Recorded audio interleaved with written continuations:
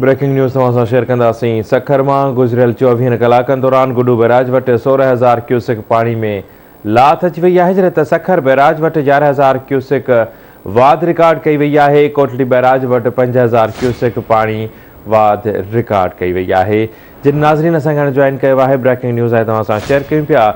गुज़िरियल 24 कलाकनि दौरान गुडू बैराज वटि पाणी में लाथ रिकॉर्ड कई वई आहे, जॾहिं त सखर बैराज वटि 11,000 क्यूसेक पाणी में वाध आई आहे। 16,000 क्यूसेक लाथ वाध गुडू बैराज वटि पाणी जो मथां वेकिरो 1,86,255 क्यूसेक रिकॉर्ड कयो वियो आहे। सखर मां आवाज़ न्यूज़ रिपोर्टर शाहिद चन्नो असां सां लाइन ते मौजूदु आहे।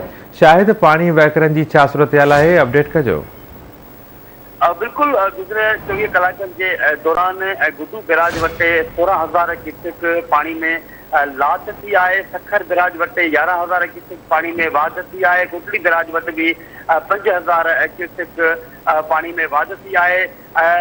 सखर बैराज के कंट्रोल रूम मुताबिक सिंधु दरिया में मथां को जो पानी जो सिलसिलो है वो वधी रहियो आहे ऐं पानी की सूरत हाल जेका आहे उहा आहिस्ते आहिस्ता बेहतर थी रही है। हिन वक़्तु मां तव्हांखे ॿुधायां पानी जा अंग 16,000 क्यूसेक लाथ बाद गुडू बैराज वटि पानी जो हिन वक़्तु मथां वेकिरो 1,86,255 क्यूसेक आहे, जॾहिं त हेठां वेकिरो 1,42,571 क्यूसेक रिकॉर्ड किया वियो आहे। जॾहिं त सखर बैराज जी जेकॾहिं ॻाल्हि कजे त सखर बैराज वटि 11,000 क्यूसेक पानी में वाध थी आहे। सखर बैराज वटि मथां वेकिरो 1,33,050 क्यूसेक रिकॉर्ड किया वियो आहे, जॾहिं त हेठां वेकिरो 76,585 क्यूसेक रिकॉर्ड किया आहे। सखर बैराज खां पोइ 5,000 क्यूसेक वाध बाद कोटड़ी बैराज वटि हिन वक़्तु मथां वेकिरो 34,562 क्यूसेक रिकॉर्ड कियो वियो आहे, जॾहिं त हेठां वेकिरो 527 क्यूसेक रिकॉर्ड कियो आहे। जी,